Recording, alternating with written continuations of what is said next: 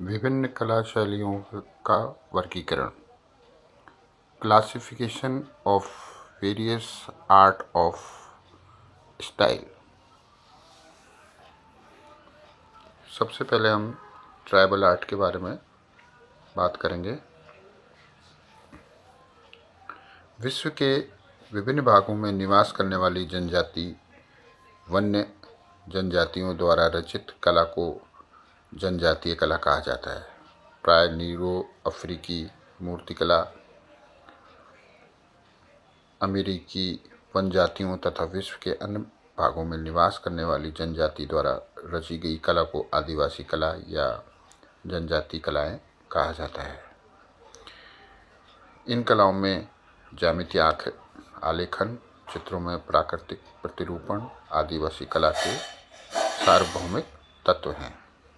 अतः शिल्प निपुणता की दृष्टि से यह कला जनजातीय कलाएं अलग ही विलक्षण मालूम पड़ती हैं।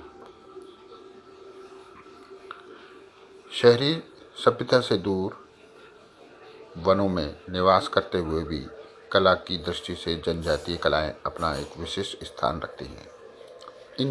इन जनजातियों को अपने पर्यावरण और भौगोलिक वातावरण से प्रेरणा मिलती है और इसी कारण आदिवासी कला की रचनात्मकता में प्रकृति से संबंधित सामग्रियों को ही प्रयोग में लिया गया है, जैसे लकड़ी, बांस, पशु का चमड़ा, मिट्टी, पत्थर, खनिज पदार्थ आदि। एक निश्चित परिवेश में सीमित रहने के कारण भौगोलिक तत्व भी इन्हें प्रभावित करते रहते हैं। इनकी अपनी एक संस्कृति होती है, अपना एक समुदाय की कानून व्यवस्थाएं, नियम कानून होते हैं। इन्हीं प्रवृत्तियों पर आधारित उनके उद्योग, कलात्मक उपकरण, कलात्मक वस्तुएं और यंत्रों का विकास मिलता है। इनके रीति रिवाज और परंपराएं भी इसी वातावरण की ही देन हैं। उदाहरण तौर पे भारतीय जनजातीय कला में वुमन एंड ट्री मोटिव्स अधिक मिलते हैं।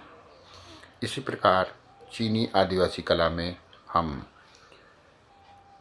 ग्लूटोन मोटिव्स, जिसमें चंद्रमा की गति चक्र से नर वृषभ युद्ध अधिक मात्रा में दिखाई देते हैं।